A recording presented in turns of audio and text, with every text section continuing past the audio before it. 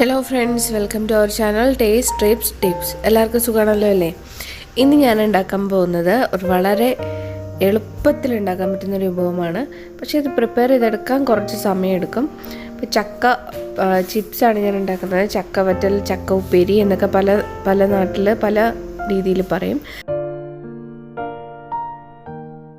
അപ്പോൾ ചക്കച്ചുള വൃത്തിയാക്കി എടുത്ത ശേഷം ഒരു നീളത്തിൽ അരിഞ്ഞെടുക്കുക. കനം കുറച്ച് നീളത്തിൽ അരിഞ്ഞെടുത്തിട്ടുണ്ട്. ഒരു ചുള ഒരു 6 പീസായിട്ട് നീളത്തിൽ കട്ട് ചെയ്യും.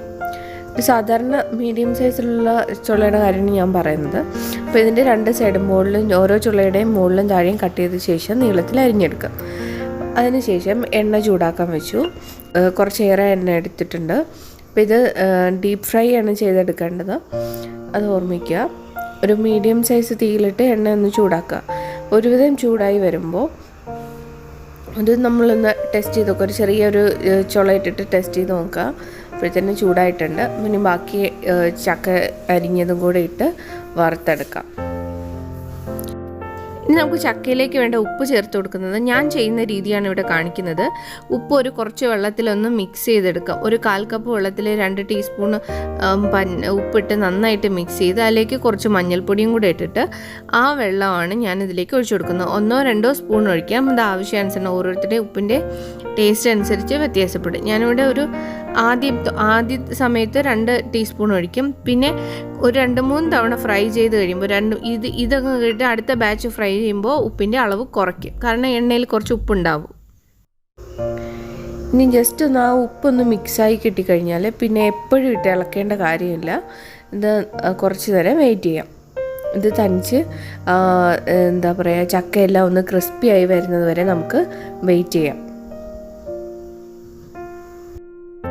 ഇപ്പോൾ ചക്ക ഏതാണ്ട് ക്രിസ്പി ആയി തുടങ്ങിയിട്ടുണ്ട്. ഒരു കളർ ചേഞ്ചൊക്കെ വന്ന് തുടങ്ങിയിട്ടുണ്ട്. ഈ ചക്ക ചിപ്സ് പാകമായി കഴിഞ്ഞാൽ നല്ലൊരു സൗണ്ട് കേൾക്കും.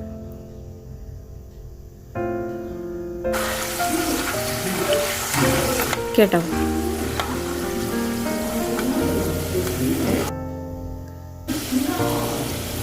ഇനി നമുക്ക് ഒരു കളർ ചേഞ്ചൊക്കെ വന്നു കഴിയുമ്പോഴത്തേനും നമുക്കത് കോരി മാറ്റാം. ഇപ്പോൾ ഇത് ക്രിസ്പി ആയിട്ടുണ്ട്. അത് മാത്രമല്ല, നമ്മൾ ചിപ്സ് മുകളിലേക്ക് വരും, പൊന്തി വരും.